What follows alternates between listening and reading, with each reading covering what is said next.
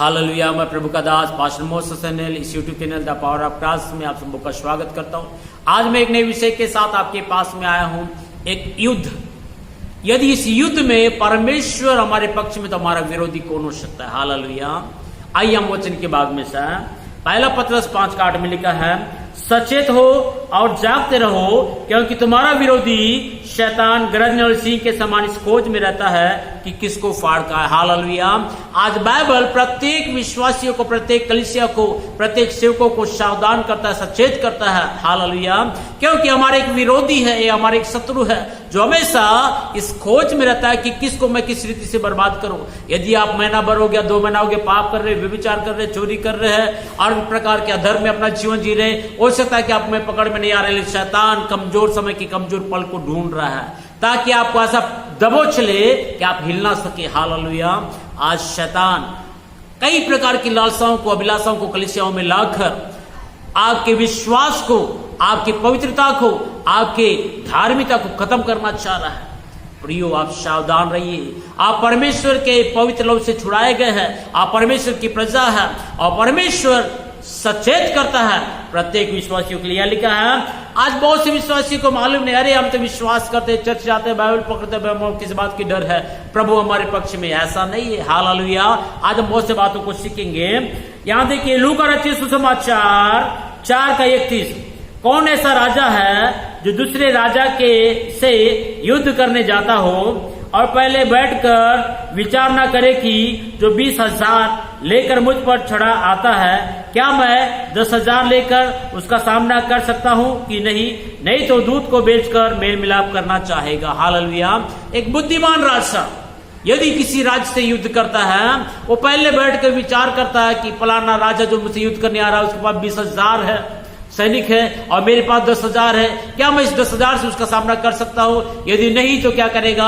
वो पहले अपने दूतों को बेचकर उससे क्या करेगा? समझौता करेगा। पर आज हम जिससे युद्ध कर रहे हैं वो शैतान, उससे हम समझौता नहीं कर सकते। आपको उससे युद्ध करना है, उसके ऊपर भी आपको जय पाना है।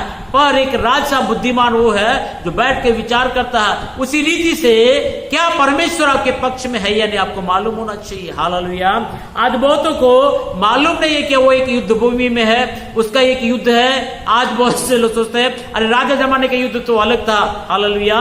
बाइबल में और एक वचन को लिखा है, इफिसियों का पुस्तक 6:12, जब आप पढ़ोगे तो वहां लिखा है, क्योंकि हमारे यहाँ मलयुद्ध लहू और मांस से नहीं परंतु प्रधानों से और अधिकारियों से और इस संसार के अंधकार के हाकिमों से और उस दुष्ट आत्मा की आत्मिक सेनाओं से है जो आकाश में। हालेलुया।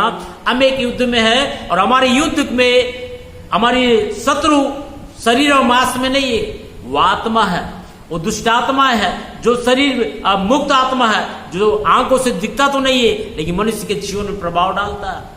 कईयों के जीवन को बर्बाद कर डाला, कईयों को मंदारी गजारी बना दिया, जुआरी बना दिया, कईयों को व्यभिचारी बना दिया। वो अपनी नशाओं को, अपने लत को हमारे जीवन में लगाकर हमारे जीवन को बर्बाद करता है। ऐसे करके वो आपको पार करने की खोज में है, इसलिए आप सावधान रहिए। हालेलुया। और यहाँ पर लिखा है, एक ऐसा शत्रु जिसको आप देख नहीं सकते हैं, जो शैतान है, जो आपके पीछे पड़ा हुआ है। आप बिंदास चलेंगे तो अवश्य कि आप उसके शिकार बन जाओगे। वो आपको दबोच लेगा, आपके विश्वास से हटा देगा, चल संगति से हटा देगा और परमेश्वर की संगति से हटाकर आपको पाप में ले जाएगा और पाप करके मरने के कारण अनंत काल का विनाश आपके लिए है। इसलिए प्रभु यीशु मसीह कहता है, सचेत और जागते रहो। इसीलिए लिखा है रोमियो का पुस्तक 8:31 में, यदि परमेश्वर हमारी ओर है तो हमारा विरोधी कौन हो सकता है। यहां पर कहता है परमेश्वर हमारे टीम में है, हमारे पक्ष में है। यदि प्रभु हमारे साथ में है तो हमारा विरोधी कौन हो सकता है। लेकिन बहुत से लोग सोचते हैं यीशु का नाम लेने से यीशु हमारे साथ में, ऐसा नहीं होता है। यदि यीशु आपके साथ में रहना है तो परमेश्वर के वचन के अनुसार आपको भी प्रभु में बने रहने की जरूरत है। यूहन्ना रचित सुसमाचार 15 में लिखा है, परमेश्वर का वचन तुम में और तुम परमेश्वर के वचन के साथ चलोगे तो परमेश्वर के वचन के साथ चलने का तुम जो चाहो मांगो तुम्हारे लिए हो जाएगा। अर्थात आपको प्रभु में जुड़ना है और प्रभु के वचन में चलने की जरूरत है। यहाँ लिखा है, यदि परमेश्वर हमारे पक्ष में है तो परमेश्वर कौन है जो हमारे पक्ष में होना चाहिए। यदि वो है तो शैतान हमारे सामने नहीं रह सकता, क्योंकि यीशु मसीह यीशु जब मर के जी उठा है। मत्ती रचित सुसमाचार 28:18 से 20 पढ़ेंगे, लिखा, स्वर्ग और पृथ्वी का अधिकार रखा हुआ यीशु यदि आपके पक्ष में है। हालेलुया। तो आपके विरोध में शैतान खड़ा नहीं रह सकता। अंधकार की ताकत है कि टिक नहीं सकते। हालेलुया। इसीलिए यीशु को अपना टीम में ले लीजिए। यदि कोई खेल में खेलने के लिए जाता है, हर खेल के लिए खिलाड़ियों को चुना जाता है, सब तो खेलते हैं, लेकिन क्या सभी को टीम में लेते हैं? नहीं लेते। उसको लेते हैं जो परफेक्ट हो और नियम के साथ खेलता हो, पूर्ति के साथ खेलता हो और समय में सब कुछ करता हो। ऐसे लोगों को टीम में क्या करते हैं? चुन लेते हैं। उसी प्रकार आप शैतान से लड़ने की ताकत में कमजोर है तो आपको चुनना है एक अच्छे योद्धा को, वो यीशु मसीह। हालेलुया। और यहां पर हम लोग देख सकते हैं मरकुस रचित सुसमाचार 3 का 27 में लिखा है, परंतु कोई मनुष्य किसी बलवान के घर में घुसकर उसका माल नहीं लूट सकता जब तक कि वह पहले उस बलवान को बांध ना ले और तब उसको घर को लूट लेगा। हालेलुया। यहाँ बाइबल हमें सिखाता है यदि किसी बलवान के घर को लूटना है, धावा बोलना है, तो वो बलवान भी है, वो अपने घर के चारों सिक्योरिटी फोर्स को लगाया हुआ है। यदि आप उसके ऊपर में जय पाना चाहते हैं तो आप उससे बलवान बनने की जरूरत है, तभी जाकर आप उसके ऊपर में जय पा सकते हैं। शैतान बलवान है लेकिन परमेश्वर सर्वसामर्थ्य परमेश्वर है, उसको अपने टीम में लेंगे तभी हम शैतान उसकी शक्ति ऊपर हम जय पा सकते हैं। हालेलुया। इसलिए प्रियो, यदि शत्रुओं के ऊपर आपको जय पाना तो यहां लिखा है परमेश्वर हमारे टीम में और हमारे पक्ष में होने की जरूरत है। जब यीशु मसीह आपके पक्ष में होगा तब आप शैतान के ऊपर में, उसके सारी शक्ति के ऊपर में, उसकी सारी युक्तियों के ऊपर में आप जय पा सकते हैं। हालेलुया। आइए उदाहरण स्वरूप, यदि हम एक खेल खेलते हैं, अच्छे खिलाड़ी का हम चुनाव करते हैं, उसी रीति से एक युद्ध में एक अच्छे योद्धा का चुनाव करते हैं, उसी प्रकार यीशु मसीह इस संसार का स्वर्ग और पृथ्वी का प्रभु है। हालेलुया। स्वर्ग और पृथ्वी का सारा अधिकार रखा हुआ यीशु है। यदि वो हमारे टीम में है तो हमको असफल होने का चिंता करने की जरूरत नहीं, हम तो सफल होंगे। हालेलुया। एक बात मैं आपको कहना चाहूंगा, लूका रचित सुसमाचार 10 का 17 से 20, वे 70 आनंद करते हुए लौट आए और कहने लगे, हे प्रभु, तेरे नाम से हम दुष्टात्मा भी हमारे वश में है। उसने उनसे कहा, मैं शैतान को बिजली के समान स्वर्ग से गिरा हुआ देख रहा था। देखो, मैंने तुम्हें सांपों और बिच्छुओं को रोंदने का और शत्रु की सारी सामर्थ्य पर अधिकार दिया है और किसी वस्तु से तुम्हें कुछ हानि ना होगा। हालेलुया। यीशु मसीह के ये 70 चेलों को जब यीशु मसीह ने चुना, 12 चेलों को छोड़ के अन्य और चेले थे। हालेलुया। इनको चुना और फील्ड में भेजा, जाओ मैं तुम्हारे साथ में हूं और मेरे नाम का अधिकार का इस्तेमाल कर लो। और जब ये गए, यीशु जब इनके टीम में था, हालेलुया, और वे जहां कहीं जा रहे थे, प्रार्थना कर, लोग चंगे हो रहे, दुष्टात्माएं निकल रहे, शैतान भयभीत हो चुका, उसका कारोबार खत्म होने लगा और वे बड़ा आनंद होने लगे कि वास्तव में यीशु के नाम में और यीशु के नाम में एक बड़ी सामर्थ है। यीशु के नाम से दुष्टात्मा भी हमारे पास में, जब वो अपने फील्ड में आग से जब अपने घर में आए, यीशु को अपने रिपोर्ट बताने लगे, प्रभु वास्तव में हम आपके नाम से प्रार्थना करने, दुष्टात्मा भी हमारे वश में हो जाते थे, अब उसको खदेड़ते थे। हालेलुया। इसीलिए लिखा कि यदि यीशु आपके पक्ष में है, यदि परमेश्वर हमारे पक्ष में, हमारा विरोधी कौन हो सकता है? आपको जानने की जरूरत है। हालेलुया। प्रियो, इस संसार में शैतान से लड़ना है तो प्रभु को अपने पक्ष में लाना। पुराने नियम में भी हम देख सकते हैं कुछ घटनाओं को, जब परमेश्वर अपनी प्रजा के पक्ष में होता था तो किस रीति से परमेश्वर अपने लोगों को जिताता था। हालेलुया। आइए हम लोग घटनाओं को देखेंगे। निर्गमन का पुस्तक 3 अध्याय 7, 8, 11, 12 जब हम यहाँ पढ़ेंगे, वहां लिखा है, यहोवा ने कहा, मैंने अपनी प्रजा के लोगों को जो मिस्र में है उनके दुखों को देखा है और उनकी जो चिल्लाहट परिश्रम के कारण होती है उसको मैंने सुना है और उनकी पीड़ा पर मैंने चित्त लगाया है। हालेलुया। देखिए, हम लोग देख सकते हैं कि परमेश्वर की प्रजा इस्राएली लोग मिस्र देश में जाके बसे हैं और वहां का राजा उनके ऊपर में अधिकार किया, उनको गुलाम बना लिया और उनके जीवन में कई प्रकार के उपद्रव कर रहा है और बहुत बड़ा बोझा उनको डुबा रहा है और बहुत भारी काम उनसे करा रहा है। और उस परिस्थिति में रह के परमेश्वर की दुआएं दे रहे थे। परमेश्वर उनकी चिल्लाहट को सुना और उनके कामों पर चित्त लगाया, देखा कि वास्तव में मेरी प्रजा जिनको मैंने प्रेम किया है वो गुलामी में है और मैं उनको छुड़ाऊंगा बोल के मूसा से बातें करने लगा। हालेलुया। देखिए, जब मूसा से बातें करने लगा और वो इस्राएलियों के टीम में आने के लिए तैयार हो गया था। हालेलुया।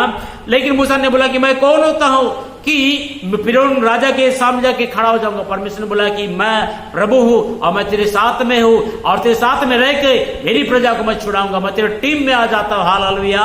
मूसा के पास ताकत नहीं है कि वो छुड़ा सके किसी को।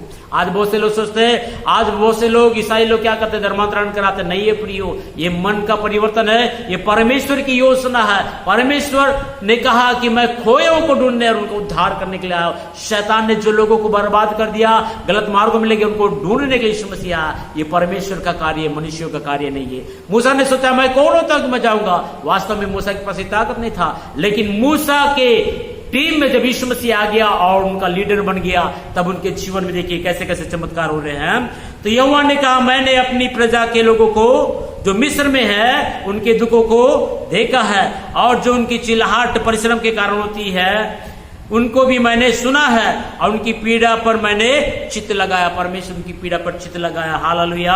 और तू जा मूसा और जाके क्या करना, फिरौन राजा से कहना कि मेरी प्रजा इनको छोड़ दे। हालेलुया। जब मूसा और हारून क्या किया, सीधा फिरौन राजा के पास में गए कि परमेश्वर ने हमें दर्शन देके कहा ये प्रभु की प्रजा इनको छोड़ दे। तब उसने क्या कहा है हम लोग देखेंगे। निर्गमन का पुस्तक 11 का 7 में लिखा है, यहां लिखा है निर्गमन 5 का 2 में, फिरौन ने कहा यहोवा कौन है कि मैं उसका वचन मानकर इसराइलियों को जाने दूं। मैं यहोवा को नहीं जानता, मैं इसराइलियों को जाने नहीं दूंगा। यहां पर एक राजा जो परमेश्वर की प्रजा पर लंबे समय से 400 पीढ़ी से क्या क्या शासन करते हुए आया है, अचानक लाखों लोगों को छोड़ो तो कैसे छोड़ पाएगा। और वो यहोवा कौन है उसको मालूम नहीं था, तो उसने क्या बोला, यहोवा कौन होता है कि मैं उसकी बातों को सुनकर मैं छोड़ दूं। हालेलुया। फिरौन ने कहा यहोवा कौन है कि मैं उसके वचन को मानकर इसराइलियों को छोड़ूं और मैं उनको जाने नहीं दूंगा बोल के बोला। हालेलुया। यहां पर एक राजा का ताकत को देखिए। परमेश्वर को बोलता तू कौन होता है, सृष्टिकर्ता को सृष्टि बोलता तू कौन होता है। तब वो अपने बल का प्रयोग करके मिस्र में 10 महाविपत्तियों को बेचकर उसके घमंड का चकनाचूर कर दिया। और उसके बाद एक बात उस परमेश्वर ने कहा, देखिए निर्गमन 11 का 7 में लिखा है, पर इसराइलियों के विरुद्ध क्या मनुष्य क्या पशु किसी पर कोई कुत्ता भी ना भौंकेगा, जिससे तुम जान लोगो कि मिस्रियों के और इसराइलियों में मैं यहोवा अंतर करता हूं। हालेलुया। परमेश्वर ने बोला जब मैं इसराइलियों को मिस्र के अंदर से छुड़ाऊंगा कुत्ता तक भी नहीं भौंकेगा।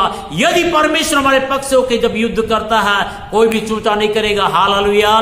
फ्री हो प्रभु को अपनी टीम में ले लीजिए और प्रभु के अधीन में हो जाइए। बाइबल लिखा है याकूब 4:7 में परमेश्वर के अधीन हो जाओ और शैतान का सामना करो, भाग जाएगा। हर बातों में प्रभु के अधीन होने की जरूरत है और शैतान का सामना करने की जरूरत है, सब भाग जाएंगे। यहां पर परमेश्वर बोलता है कि मैं इसराइलियों की टीम में आ चुका हूं, कुत्ता तक भी नहीं भौंकेगा मेरी प्रजा के ऊपर में, ना उनके पशुधन के ऊपर में। और एक बड़ा भीड़, लाखों का भीड़ राजा के सामने, प्रजा के सामने निकल के आ रहे हैं, तो कुत्ता भी मुंह क्या हो गया, गूंगा हो गया।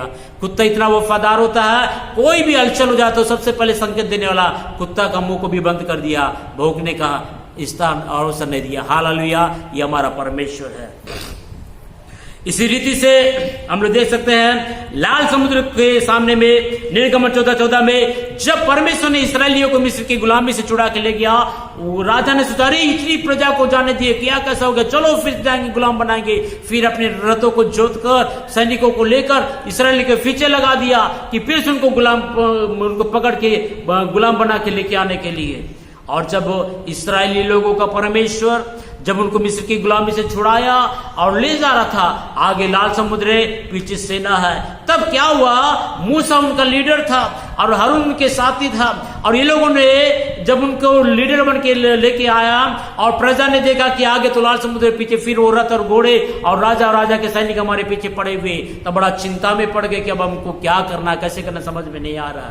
तब ये लोग ने पत्रवाह करने के लिए, ए मूसा अब यही बातें तो नहीं बोलते थे, यदि तेरी दम है तो हमको यहां से ले जाना, नहीं तो मत ले जाना, हमको जंगल में मार डालने के लिए लाया है क्या, ऐसे बोल के तुरंत ही मूसा के ऊपर में क्रोध करने लगे। तब मूसा ने एक बात को बोला है, यहां पर लिखा है निर्गमन 14 का 14 और 16, यहोवा आप ही तुम्हारे लिए लड़ेगा, इसलिए चुपचाप खड़े रहो और तू अपनी लाठी उठाकर समुद्र के ऊपर बढ़ा और वहां 2 भाग हो जाएगा। हालेलुया। समुद्र 2 भाग हो जाएगा। देखिए परमेश्वर दास ने बोला चुपचाप रहो, जिस खुदा ने तुमको मिस्र के एक कठोर शासक के गुलामी से छुड़ा सकता, तो ये लाल समुद्र दुख को दो भाग करने के लिए कोई बड़ी बात नहीं, ये कोई बड़ा बाधा नहीं है। तब प्रभु के दास ने लाठी को बढ़ाया और समुद्र दो भाग हो गया, सूखी भूमि से प्रभु ने निकाला। हालेलुया। यदि प्रभु आपके पक्ष में है प्रियो, और परमेश्वर आपके साथ में है, कई प्रकार की परिस्थिति आपके जीवन में क्यों ना हो, उसमें आप जय पाएंगे। हालेलुया। इसलिए प्रियो, क्या आज मैं आपसे कहना चाहता हूं, यीशु को आप अपने टीम में लिए हैं या नामधारी मसीह बनकर जी रहे हैं, ऐसे ही विश्वासी बन के जी रहे हैं, तो आप सावधान रहिए। शैतान आपका शत्रु है, आपको कब गिरा देगा, कब पार डालेगा, आपको मालूम नहीं है। हालेलुया। यहां पर एक अच्छी बात मैं आपसे कहना चाह रहा हूं प्रियो, यदि परमेश्वर आपके पक्ष में, आपके टीम में, तो आप जय पाएंगे। 2-3 बातों को बता समाप्त कर दूंगे पास में। पहली बात है, दाऊद कहता है, दाऊद और गोलियत के बारे में आपको मालूम है, पहला सामुएल 17:40-41 में दाऊद और गोलियत एक अट्टा कट्टा और बहुत ही बचपन से एक योद्धा था। उसका सामना करने के लिए साउल राजा भी डरने लग गया, पूरे प्रजा सैनिक डरने लगे, एक अकेला का सामना करने के लिए किसी पास ताकत नहीं था। हालेलुया। तब दाऊद ने कहा, साउल राजा डरने की जरूरत नहीं, मैं उससे लड़ाई करूंगा। तो बोलने तू तो अभी बच्चा हो, तो बचपन से बड़ा योद्धा, तू उससे कैसे लड़ाई करेगा? लेकिन इसको मालूम है कि मेरे पक्ष में कौन है। हालेलुया।